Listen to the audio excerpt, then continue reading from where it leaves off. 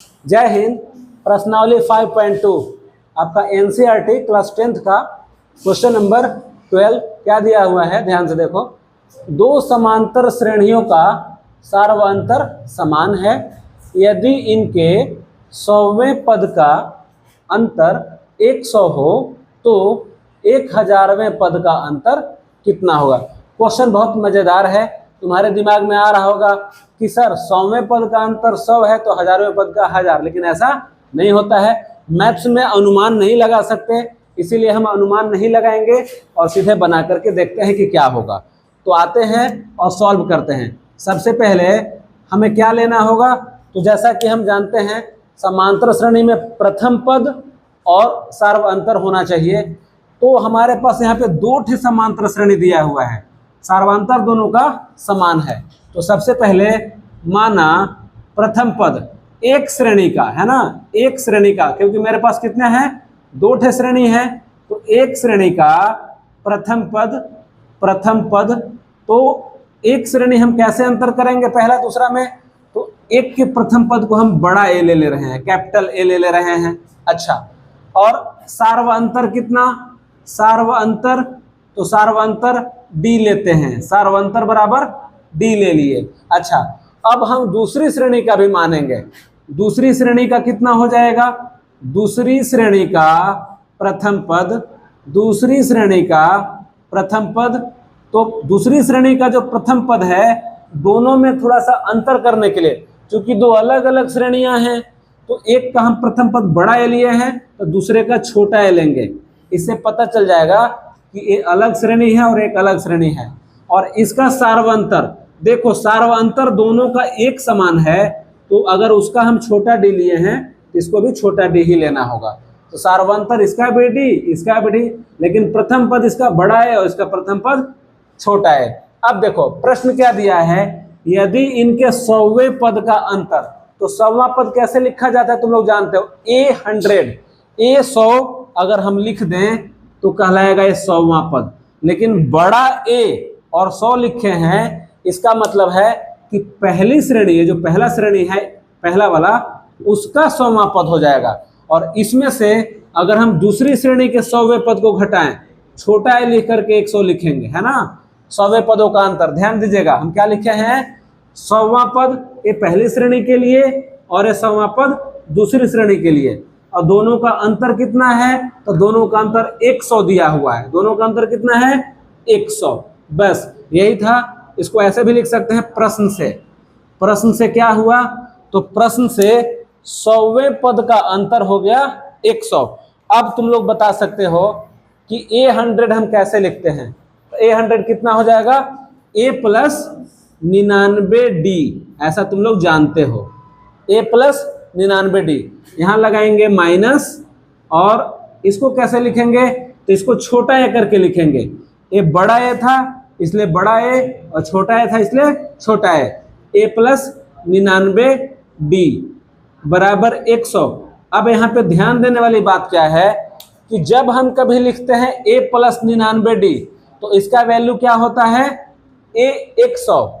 अच्छा, हम तुम लोग से एक सवाल पूछते हैं, जरा सा कमेंट में बताइएगा कि A प्लस 9D को क्या लिखेंगे।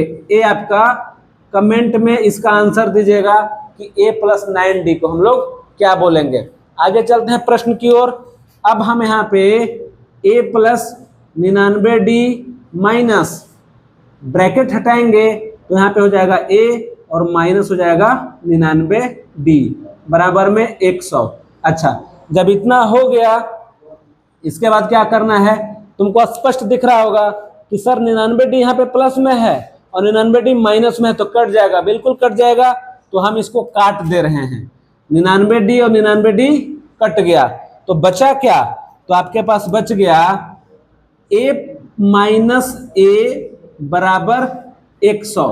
अच्छा, अब इतना आ गया, मुझे निकालना क्या है, मुझे 1000वें पद का अंतर निकालना है। अब जरा सा बताओ, 1000वें पद को हम लोग कैसे लिखेंगे, A 1000 है तो हम इसको लिखेंगे A प्लस 999D। 1000 से एक कम रहेगा तो हम लोग उसको लिखते हैं 999D।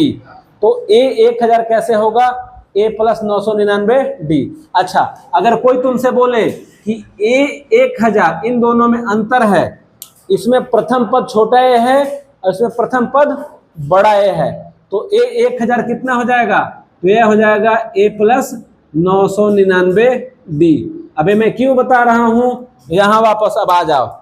अगर मुझे 1000वां पद लिखना है तो मेरे पास a तो है, लेकिन 999d हमारे पास नहीं है, तो हम अपने मन से इसमें जोड़ेंगे। इसमें हम जोड़ेंगे, क्या जोड़ेंगे? तो मेरे पास a पहले से था, पहले से a हमारे पास था, हम इसमें 999d जोड़ दे रहे हैं, 999d। अब तुम कहोगे कि सर ये कहाँ से आप लिख दिए? तो हम अपने मन से लिख दिए, लेकिन मैथमेटिक्स में अपने मन से अगर तुम कुछ लिखते हो कि 999, तो जितना प्लस किए हो उतना ही माइनस करना पड़ेगा, जितना गुना करते हो उतना ही से भाग करना पड़ेगा। तो जैसे हम लिखे 999d प्लस में, तो वैसे ही हम लिखेंगे, पहले माइनस a को लिख दिए और माइनस 999d लिख दिए। तुम्हारे मन में फिर प्रश्न आया होगा कि सर यहाँ आप क्यों लिख रहे हैं? तो इसलिए लिख रहे हैं क्योंकि हमको 1000वां पद तैयार करना है। तो 1000वां पद तैयार करने के लिए a प्लस 999d होना चाहिए। तो पहले से a हमारे पास था, 999d घट रहा था, तो हम अपने मन से जोड़ दिए और अपने मन से घटा दिए। जोड़े हैं, घटाए हैं, कुछ हुआ नहीं है, तो इसके बराबर में अब कितना? इसके बराबर में 100। अब यहाँ देखो आगे क्या हुआ, a प्लस 999d क्या हो जाएगा? यहाँ पे लिखा हुआ है a 100, नहीं सॉरी a 1000 है ना, 999d है तो a 1000, और वैसे ही हम यहाँ पे कॉमन लेंगे a प्लस 999d। अगली बार हम इसको भी लिख सकते हैं, कितना लिख सकते हैं? वैसे ही छोटा a 1000। अब इधर मिटा दे रहे हैं और आपको कमेंट में दिए थे, इसका आंसर बताइए, उम्मीद है आप बता दिए होंगे। आगे बढ़ते हैं, अब क्या करना है?